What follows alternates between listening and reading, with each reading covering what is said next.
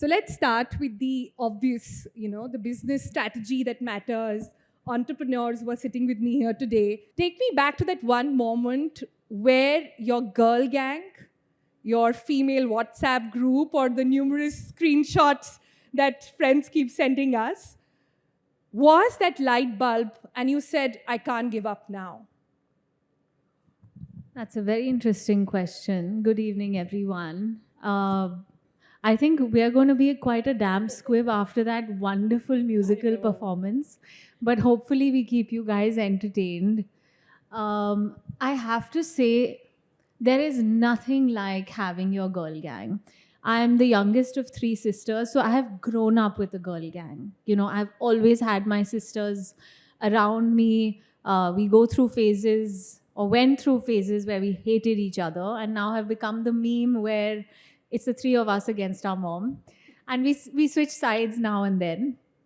But having your friends and a circle of women supporting you through times of difficulty, times of joy, times of celebration, I think there's nothing quite like that. And for me, I think I have my channels of support across platform. It's a meme war happening on Instagram, and then we're sending each other messages on the WhatsApp groups. You're calling each other, FaceTime, this and that. I think especially now, when one is at the precipice of a business where pressure gets very, very high. When you asked me this light bulb moment, a few days ago, I think I had one of those days where I just messaged on my sister's group saying, going crazy. 3 minutes, I had both of them on the phone. What happened? And I think that is what female friendship, sisterhood, support is all about. I think we show up for each other when it's required. I had my friends fly down when I was admitted to the hospital for, during my pregnancy, just to make me feel happy. And I went to see my friend when she delivered a baby. I think that bond that we share is something that support cannot be broken. So I'm really happy to be talking about that today. I know Pooja has a great circle of friends, and we see her loving them through her food and friendship. So over to you. Yeah, you have a Behan code moment as well. Oh, I have many. I think from school, the group of friends that that I had then, to taking the decision to go to culinary school. I remember this clearly. It was three of us. We were, just finishing college in Switzerland, and we were like, what are we doing with our lives now? And the three of us decided, let's do this together. And we, for me, like to go live in France, it really helped that one of them was French, and the three of us just took this decision. And then living together in Europe for a year with these girls was like the best experience that I could have. And then now, later, like building a business, you're going through so many challenges. There's so many days that you are insecure, that you don't feel like showing up, and then you have the support system who's, knows what this feels like, who's there for you. And exactly like Meera said, it's a WhatsApp message that goes out saying, with us, it's for me, it's always like, they'll send me like PMSing and then I'll be like, I got you, I know what to make. So it's lovely, from the really hard things, hard decisions, to daily things. I think it's just so nice to have. For me, maybe 3-4 years ago, I decided to freeze my eggs, and it was my girlfriends that kind of pushed me to, because I was like, I'm not sure of my life path. I don't know if this is something I want to do. And it was their support that said, do it. It's a safety net, it's a security blanket. And I don't think I would have been able to do that if I didn't have their support.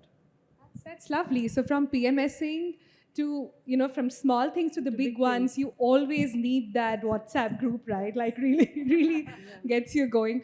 But I want to think, for those of us who are lucky to have these friends and these stories, we are so blessed.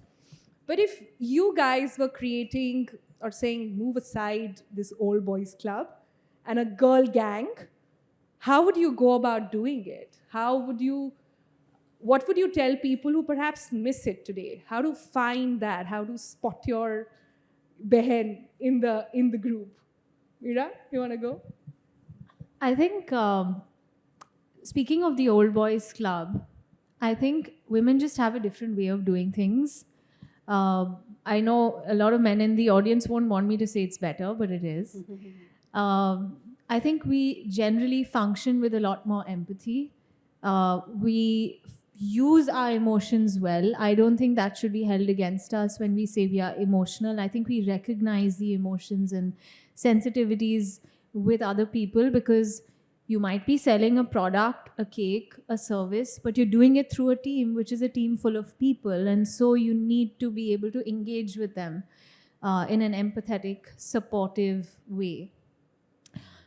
I think for those who may not have found it in the workplace, you always have your family, your friends, and as you kind of traverse the workplace, you will find people in whom you can confide in. You might find that I like how this person writes an email, maybe we have something in common, or I really like how she makes Excel sheets, and let me learn this from her. There's nothing wrong in saying, can you help me? I like how you're doing this. Maybe you can teach me. Maybe when you're in an office full of new people, it's if you're the one who's been there, take that step towards another woman and make her feel comfortable. And if you're the one who's new and you're trying to find a girl gang in the workplace, there's something you can find in common. And I think having that support system, even the person who you can have that bright smile when you walk into the office and say, yeah, we got each other. It's always nice to have that. So I guess take the initiative. Yeah, work spouse, mentor, whatever you want to call it. That's why I love the category of mentor, mentee as well. Pooja, you have someone who you sort of credit this incredible mindset to? Any women, any instances? Oh, I think I have plenty. When I started, I was quite young. I was 23 when I started my business. And I think most of the big opportunities that came my way were women that made space for me. So whether it was my first store, a little counter in Good Earth, in Lower Parel in Raghuvanshi Mills, the head of marketing of Good Earth came, she found me and she said, we want you here, let's make it happen.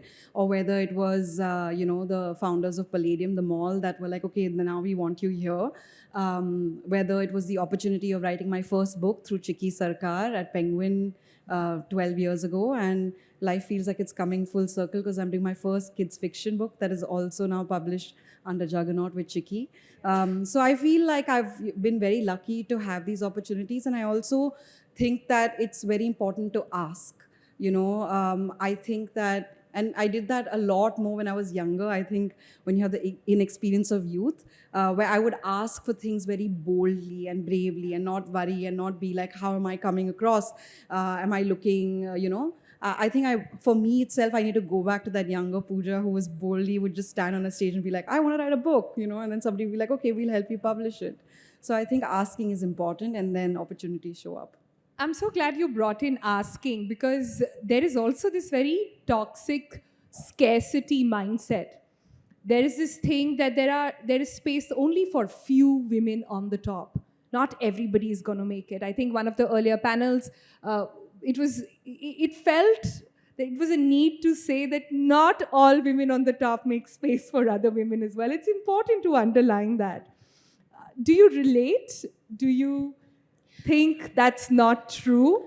I think for me, I'm in an industry that's largely male dominated, and when I started my own business. So I didn't have the opportunity to work under somebody. But what I've done in my own capacity is how can I create an atmosphere that encourages female leadership. So it's very nice to see that the girls who worked in our office, most of them have either started their own businesses, or some of them have gone into their chefing journey and come back and started their own businesses, which I support, I highlight. So if it wasn't available to you, what can you do to encourage and enable that?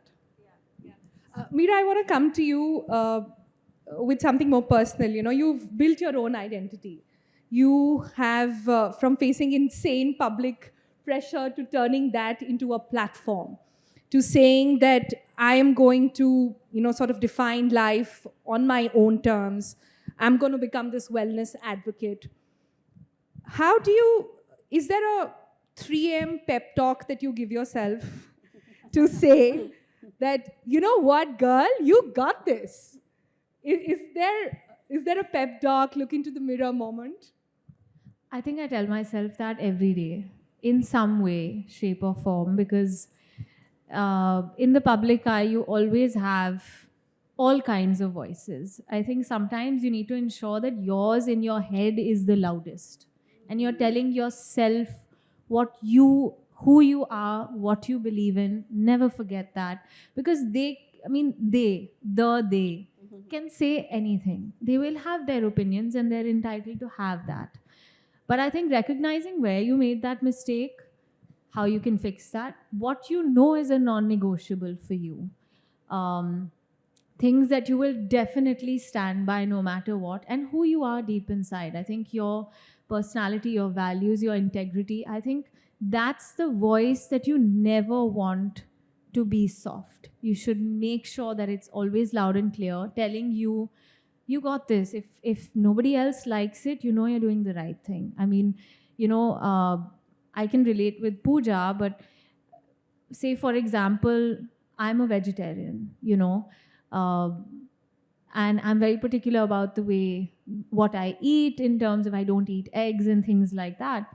And once I had someone approach me for a restaurant business, and I did say, well, I'm a vegetarian and I don't drink alcohol, so I'm not going to be involved in a business that does that. And I know that, I wish you all the very best, but it doesn't align with my principles. So I think somewhere you need to just know what's right, what's not, and who you are. That's quite true. And Pooja, for you also, you were almost a lawyer, right? I went to law school for 2 weeks. I don't think I should claim being a lawyer at all. What happened? I just saw the books and ran away. No, I just felt like, I was baking since I was 6 years old. I innately knew that this is what I wanted to do. Growing up, you didn't have that many female in hospitality or as a chef that you could say, this is a career I want. So I didn't know that was a possibility, but I enrolled into law school. 2 weeks in, I ran to my parents and said, I really want to take this path of hotels, restaurants, and so I was extremely lucky. I think it was my mom's dream as well because she was a home baker and she had a small baking business from home. So the fact that she couldn't do it, she's like, okay, I couldn't do it. I'll let my daughter find a way for my daughter to do it.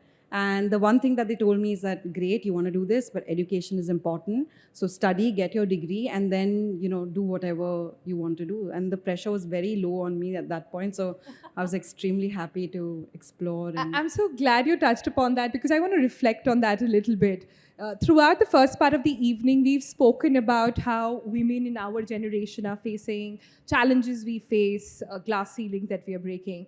But so much has changed as well. When I look at all the people who've got the honors earlier on and who are CEOs, CXOs, what they faced versus what we are doing now is so much different. Do you reflect upon the change that women are feeling today and the ecosystem that is today? I think my exposure to this industry or this world has been pretty recent. And I can see when I speak to a lot of people, I don't know if Ahana is still here, but we met earlier on and she told me about her journey from Bharatpur to Bombay, how she started Open Secret and things like that. I feel, yes, of course, women now have a much larger appetite for risk because they believe in themselves. And I think the ecosystem around them is a lot more supportive, not that, in a way that do what you want.